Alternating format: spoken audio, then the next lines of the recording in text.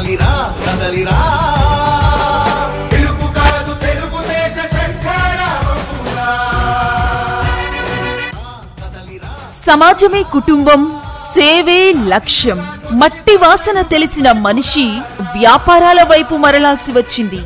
ఎంత ఎదిగినా, ఎంత సంపాదించినా సొంత ప్రాంతం అభివృద్ధి చెందాలన్నదే ఆకాంక్ష. ఇలాగే గురజాల జగన్మోహన్ ప్రస్థానం సాగింది.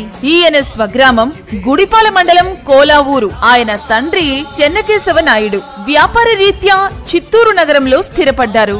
జగన్మోహన్ జననం, విద్యాభ్యాసం చిత్తూరులోనే.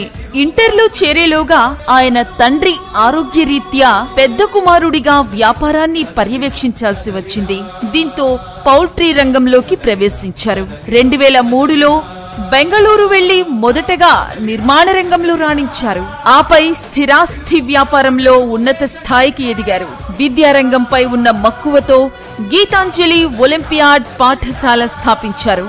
ఆపై తెలుగుదేశం పార్టీ అభిమానిగా 2014 ఎన్నికల్లో తంబళ్లపల్లి తెదేపా అభ్యర్థి శంకర్ యాదవ్ విజయంలో కీలక పాత్ర పోషించారు. కుల, మత, వర్గ రహిత సమాజం కోసం, పేదల అభ్యున్నతి కోసం బీజేఎం చారిటబుల్ ట్రస్ట్ స్థాపించి అన్ని వర్గాలు, మతాలు, కులాల వారికి సహాయ సహకారాలు అందిస్తున్నారు.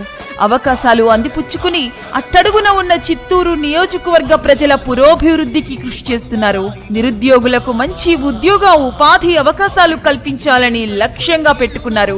రాజకీయంగా ఎలాంటి సవాలునైనా ధైర్యంగా ఎదుర్కొనే నైపుణ్యం, సామర్థ్యాలను కలిగి ఉండడంతో ఎలాంటి సమస్యనైనా పరిష్కరించేందుకు ప్రజల పక్షాన పోరాడుతున్నారు.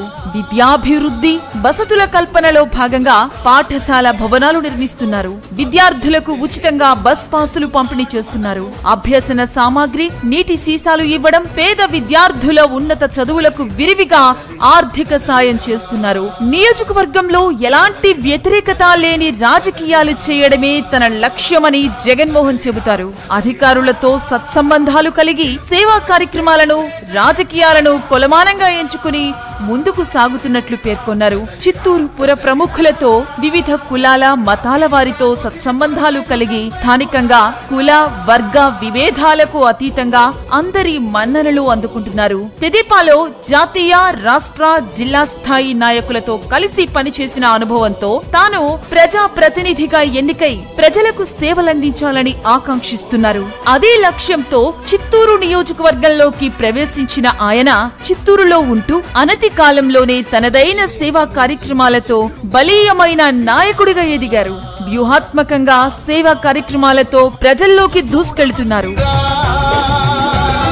వెలుగునిచ్చే కాగడా చితిని వెలిగిస్తుందని, ఓటు వేసే నీ చెయ్యే వేటు వేస్తుందని,